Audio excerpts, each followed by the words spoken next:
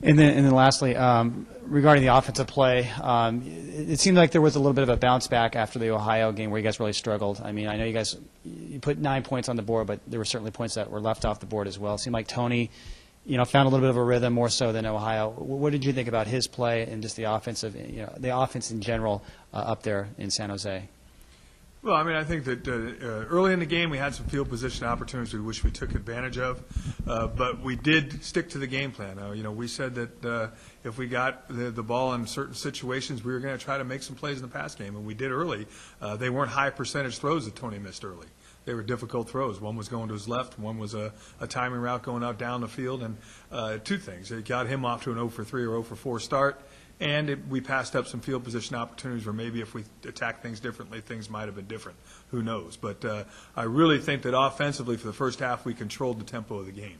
I think that they played a little bit confused on defense. The only thing I will give them credit for is they kept us out of the end zone twice when we were down there in the first half. And really, probably had a huge impact on the game. Because if we go ahead 13 or 16 to nothing at the end of the first half, I think that they're going to have a difficult time getting their players to come back and win that game. So I think we missed some opportunities in the first half. In the second half, offensively, we never had any field position. If you look where we started, those are difficult places for any offense to start. But, down there, you really don't really think about putting the ball in the air, even if it's going backwards, which we do. You're thinking about trying to push the ball for a couple of first downs and punt the football. And unfortunately, the second time we were down there, we didn't get the opportunity to punt, and we fumbled the football, and it was a huge play in the game. And like I said the other night, their punter deserves a lot of credit for that. But offensively, our mentality has to be 2 first downs and a punt is a good situation when you're starting from your own 6-inch line. And we didn't get that done on Saturday, and that was difficult for us to ever get the field position back that we lost. And I think that had a big part of the football game as far as us looking like we had any flow in the second half. And I think in the fourth quarter, we made some comebacks and did some things to get back in the game, go all the way down to the 10-yard line, and don't finish.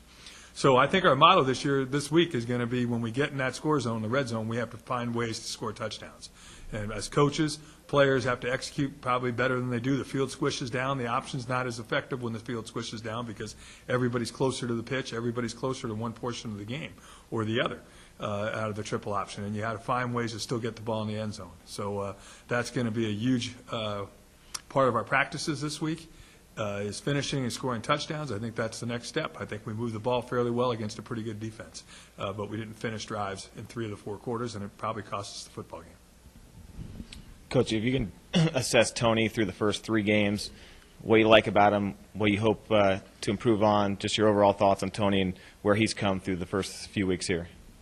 Well, I think one thing that is loud and clear that we knew going in, he's extremely smart. He understands the game. If you could have the opportunity during the heat of battle, which I think is extremely important, and converse with him and talk to him about what's actually going on out there, sometimes when you talk to your players, and we're on the sideline and Coach Cook's upstairs, and we all are seeing 3 different things sometimes, the value of somebody really giving effective, critical, good knowledge to you, the feedback you get from the players is important. Tony's feedback is 100% right on when you watch the film on Sunday. So he's extremely focused in what he's doing. He understands what we want to do, and I think he executes it fairly well, too. I think he played a real good game Saturday night, and I thought he played excellent against Sacramento State. I thought he never really got the opportunity to play against Ohio University. I think that they did some things to take the perimeter part of the game away, and we didn't manufacture enough things to the perimeter. And therefore, he got into a give the ball to the fullback thing. And, the high diddle fullback up the middle is a good thing. But it's a big part of the triple option. But we need to be a little bit more explosive than that, and we need to find ways that will help Tony get off, too. So I think that he didn't play his best game in that game, but I think overall we're real pleased with where he is and what he's doing, his knowledge of what we're doing, his ability to distribute the football. I thought his accuracy picked up in the second and third quarters throwing the football, and the only interception he throws is on a Hail Mary at the end of the game. So, I mean, I have no problems at all with his performance and expect his performance to continue to improve. How are you guys health and injury-wise heading into this week?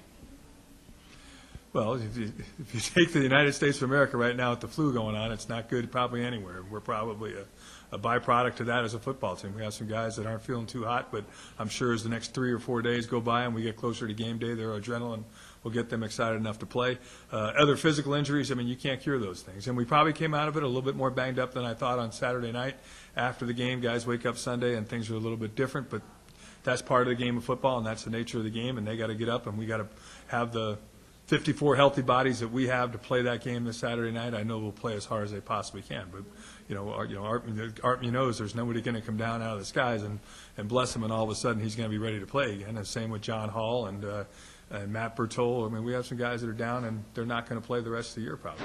Now, hopefully we get John back at a certain point in time, but until then, the guys that get the opportunity to play will have the opportunity to help us win football games, and they'll prepare well during the week.